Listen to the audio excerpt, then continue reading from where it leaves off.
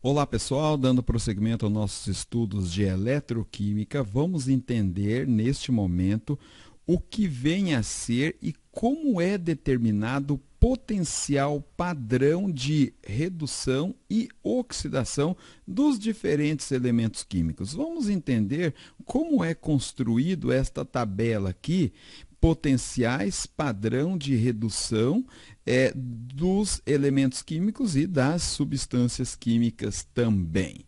Bom, como nós temos visto em nossas aulas, sabemos que as reações químicas de oxirredução, elas ocorrem e estão sendo processadas a todo momento aí em nossa presença e fora dela. Um exemplo claro aqui de uma reação genérica, nós temos um elemento químico A reagindo com um elemento químico B para produzir a substância AB. Bom, se o elemento químico ele vai ceder elétrons, então ele vai se oxidar nesta reação química. Se o elemento B ele vai receber elétrons, então ele vai se reduzir nesta reação química. Um exemplo claro de uma reação química, mais uma, entre tantas outras que nós temos trabalhado nesta playlist eletroquímica. Um exemplo de uma reação química de oxirredução que está ocorrendo neste momento aí na sua casa, na sua sala ou qualquer outro ambiente que você estiver, é esta reação química da oxidação do ferro. Nós temos aqui o ferro, o elemento químico ferro, reagindo com o gás oxigênio da atmosfera para produzir a ferrugem, o óxido de ferro. Então, nós temos aqui o F2O3. Só para nós balancearmos aqui a reação química, sim. Então, nós temos 3 oxigênio aqui. Vamos colocar aqui um número 2. Para 2 vezes 3, 6 oxigênios. E aqui nós colocamos 3. 3 vezes 2, 6. Aqui nós temos 2 vezes 2, 4 átomos de ferro. Então, temos que ter um 4 aqui. Bom, esse método de balanceamento aqui é chamado método de tentativa, tentativa e erro. Temos uma aula no nosso canal sobre esse método de balanceamento de reação química, mas também poderíamos ter balanceado pelo método de reação redox, que nesta playlist de eletroquímica trabalhei bastante este assunto aqui, balanceamento de reações químicas. Muito bem, voltando então para o nosso assunto aqui, o ferro, aqui nós temos o número de oxidação, o NOx do ferro é 0 e do oxigênio também, aqui também é 0. Bom, se você ainda não está familiarizado com NOx, número de oxidação de elemento químico, também nesta playlist eletroquímica nós trabalhamos bastante este assunto NOx, número de oxidação. Vale a pena você conferir. Aqui o número de oxidação do oxigênio é menos 2. São 3 oxigênio, 3 vezes menos 2 dá menos 6. Para neutralizar tudo isso aqui, o NOx dos 2 átomos de ferro tem que ser mais 6. Muito bem, se nós temos 2 átomos de ferro, para carga mais 6, sabemos que cada ferro tem um NOx de 3, mais 3. Então, observe que o ferro aqui, ele está o quê? Se oxidando. Ele está se oxidando nessa reação química e o oxigênio está se reduzindo nessa reação química. Bom, aqui nesta reação química, nós sabemos quem se oxida e quem se reduz. Então, comparando o ferro com o oxigênio, o ferro tem um potencial muito maior de se oxidar do que o oxigênio. Por isso, ele se oxida e o oxigênio se reduz. Mas, como saber entre o ferro, como saber entre a prata, o cobre, o zinco, como saber comparando com o ouro ou tantos outros elementos químicos, como saber qual desses metais tem um maior potencial de oxidar ou de reduzir? Como saber? Como determinar isso aqui? Como medir o potencial, a força de um elemento químico entre oxidação e redução? E o oxigênio, o flúor, o cloro, o enxofre, entre tantos outros elementos químicos, como saber a força, o potencial, quem tem um potencial maior de redução ou de oxidação? Bom, para medir isto aí, é imprescindível criar um padrão de medida. Sim, se nós queremos medir qualquer coisa, nós precisamos criar um padrão de medida. E isso aqui vale para qualquer coisa. Por exemplo, se eu quero medir o comprimento da minha sala, eu preciso ter um padrão de medida para medi-lo e comparar e dar essas medidas para um pintor ou para um pedreiro prestar algum serviço aí na minha sala.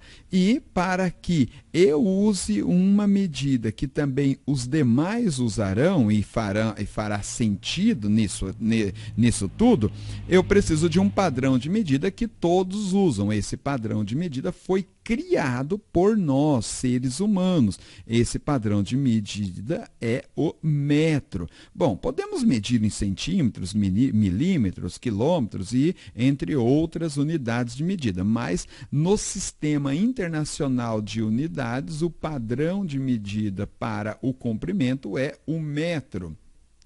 E para medir o tempo desta videoaula, nós podemos medir em segundos, em minutos, nós podemos medir em horas e assim sucessivamente. No padrão de medida do Sistema Internacional, nós padronizamos o tempo em segundos, tá? Então, ou seja, isso aqui são todos padrões estabelecidos por nós, seres humanos. E para medir a força, o potencial de um elemento químico se oxidar e se reduzir, também fomos obrigados a criar um padrão de medida. Este padrão de medida foi criado com o hidrogênio. Ele é o padrão de medida estabelecido para as reações e os potenciais de oxirredução. Ou seja, se nós tivermos o hidrogênio se oxidando, tá? Se nós tivermos o hidrogênio se oxidando, aqui gás hidrogênio, e se oxidando, se transformando em A2H+, e aquoso, em meio aquoso, mais 2 elétrons, ou então se nós tivermos a reação química oposta, 2 prótons aqui, mais 2 elétrons, para formar o gás hidrogênio.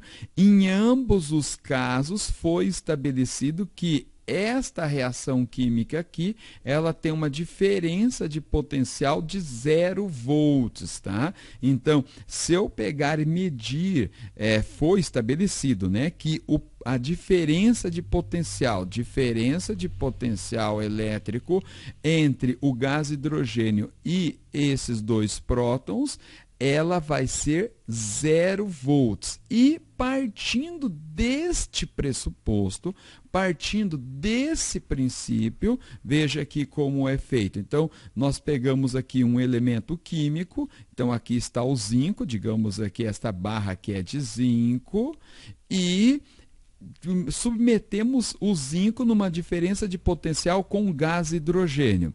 O que apontar aqui neste aparelho chamado voltímetro é um aparelho que vai medir a diferença de potencial entre os 2 polos aqui. Então, eu coloquei nesse polo aqui o zinco e nesse polo o gás hidrogênio.